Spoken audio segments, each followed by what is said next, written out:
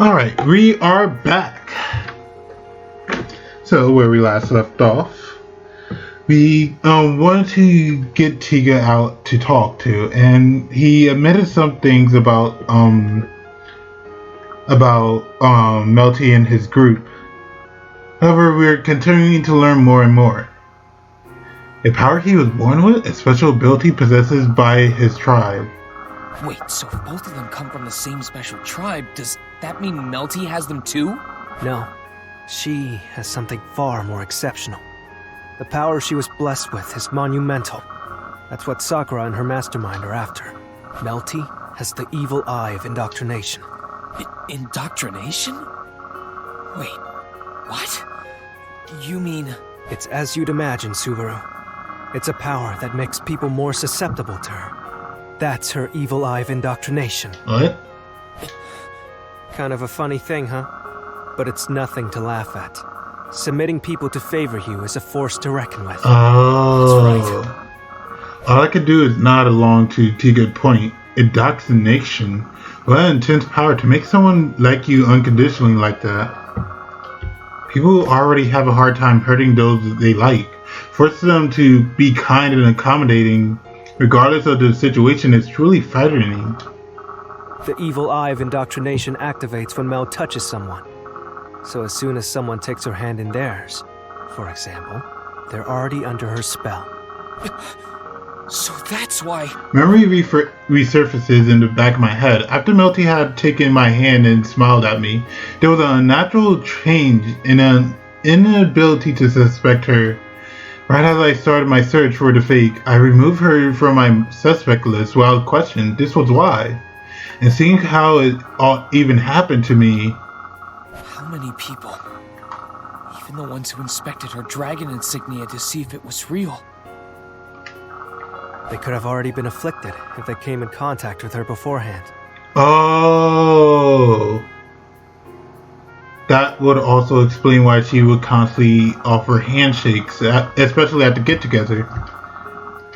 My mouth hang open at the thought of such power. Indoctrination is more menacing than the name suggested. It's similar to brainwashing, manipulating one heart, making others follow you blindly, even having them lie for you. That explains why they value Mel so much, doesn't it?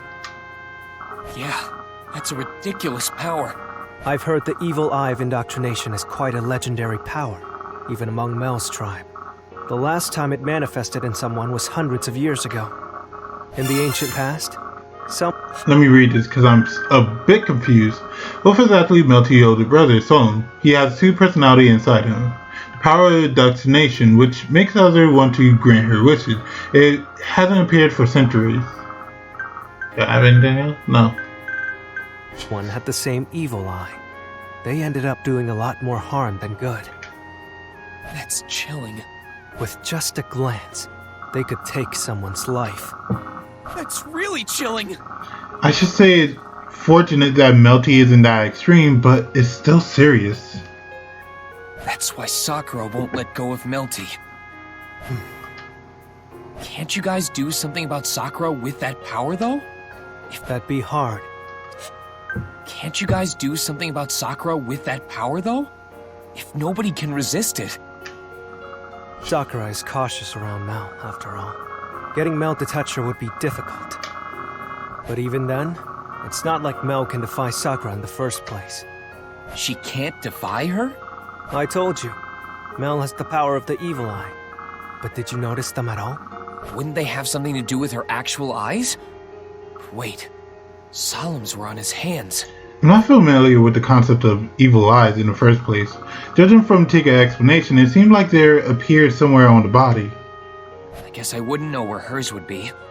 If she's hiding them under her clothes, then I wouldn't want to check to confirm. I'd never let you get that frisky with her anyway. But your thought process is correct. They were originally on her hands, just like Solemn's. But not anymore, right? I've seen her hands up close several times now. She had also touched me, but I never saw anything suspicious. Her hands were smooth and bare. It's like they've been erased, or rather, they're hidden somehow. If her evil eyes were visible, everyone would know of the power she holds. You say they were hidden, but aren't they part of her body? How could they be? It's apparently Mother's doing. This Mother can use magic to distort one's body. Or, not quite. I don't think that's it. It's something more foreign. Whatever it was, Mother used it to reconstruct Mel's body. As a result, Mel's evil eyes were hidden. And it doesn't stop there. There's more? Mel isn't able to eat with that body. Mhm. Huh? For the umpteenth time to tonight, I gasped in astonishment. This is far beyond anything I had ever expected. Her body has been reconstructed to hide her evil eyes. That alone is shocking enough to raise my eyebrows at. And yet, She was made unable to eat. What exactly does that mean? Just as it sounds, Mel's throat, the passage for food to pass through, has been blocked. Passage for food? Do you mean the esophagus? I'm not great with the structure of the human body, but I studied some anatomy in health class and whatnot.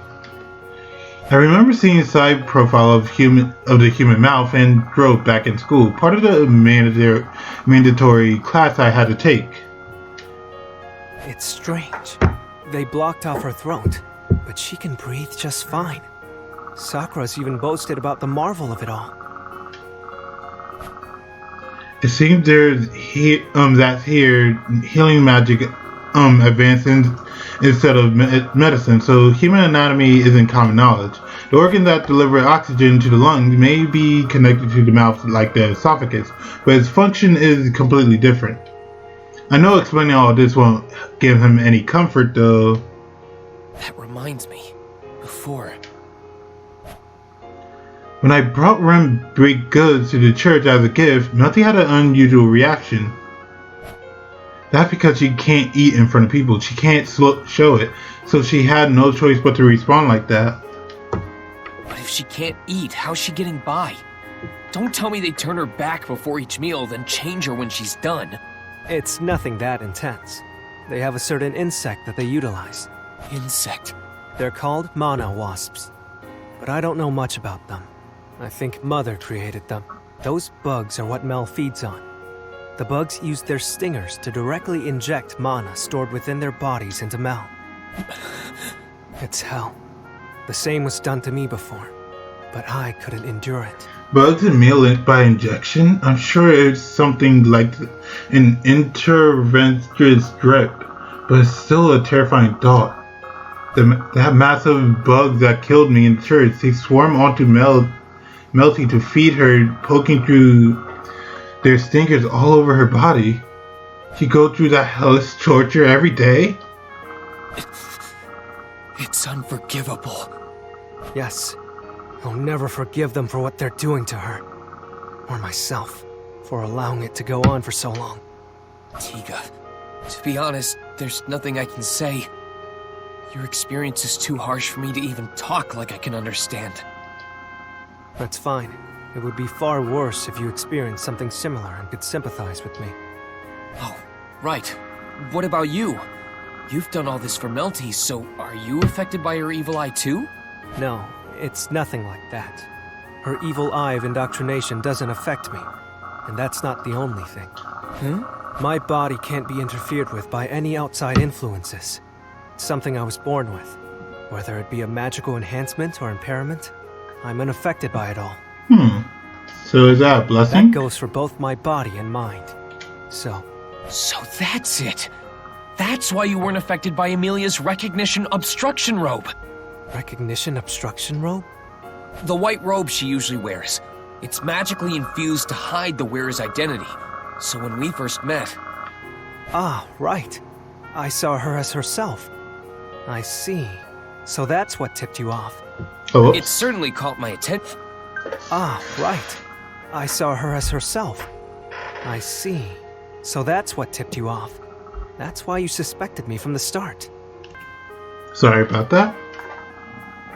But I never really suspected you of anything back then. I wonder why. I think right from the start, I felt like we would get along well. Aren't you an embarrassing fellow, Subaru?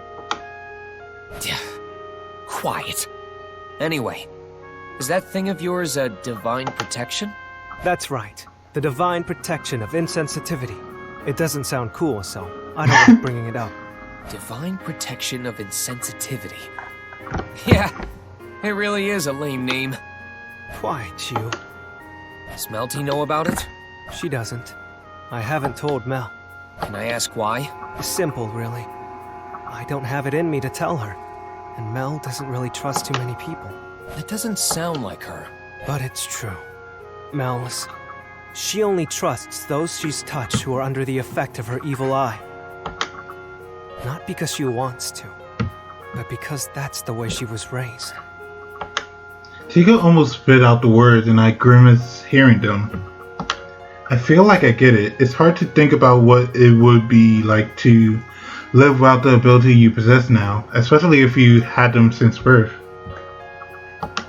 While I wasn't born with it, if I didn't have my return by death, would I really understand anything going on?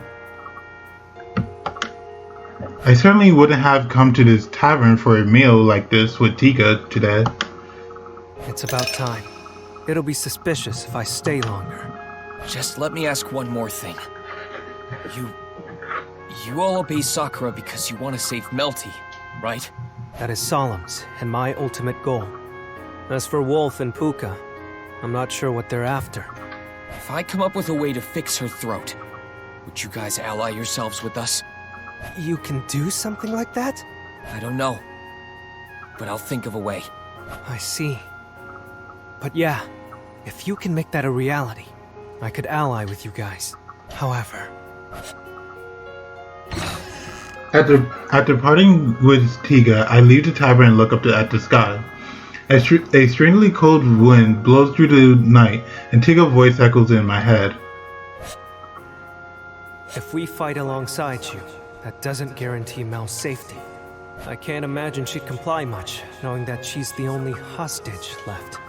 It won't be enough to save Mel. Unless we knew for sure, I'd likely take my sword up against you. There's just one last piece missing to persuade him. Subaru, What? I see you have finished, Subaru. Did you manage to speak to Tiga? Mealy? Why are you here? I know I asked Rem to wait for me, but... I came back after finishing my business in the royal castle, but Ron was the only one at the inn. I asked her about you and she said you were all here. I was waiting for you. Then Miss Amelia arrived, so we waited for you together. I see. Sorry it was out in the cold like this. Are you two okay? Yes, I'm fine. They said so much to me during my questioning, but I got through it all. It is fortunate we were informed of what to expect by Miss Crochet and Miss Anastasia beforehand. But what about you, Subaru? Yeah, I talked to Tiga. I was able to ask a bunch of things, but... I say that much, then stop myself. I'm not sure how much of what I heard from Tiga I should tell to Amelia and the others. Some of it is hard to believe, and some of it is just Tiga's opinion. Most importantly, the fake candidate has been identified. I don't want to tell them and end up apprehending Melty and her camp right away. It wouldn't feel right to settle things in disregard of their circumstances. But I guess that's nothing short of my own self-indulgence. Here's your bad habit again, Subaru. Huh? Bearing these burdens all by yourself? Solving everything all on your own? You'll only collapse under the pressure. It happened once before, remember? Well... Or do you want to lay in my lap again? What? Mealy? That will not do! Rem will offer her lap for Subaru. Hey! Rem? See? You can't do this by yourself. So I think you should give up and tell us. I can't win against Mealy. All my concerns feel like they've been pulverized by Amelia's smile. Ren pushing me too, and even I find a solution, I probably won't be able to pull it off alone, so... Okay then. I'll tell you everything as we walk. We'll think it all over together. Of course. You can count on us. Right. Of course. You can count on us. So, what did you want to think about? It's a way to make everyone happy. Yeah, that would be really wonderful.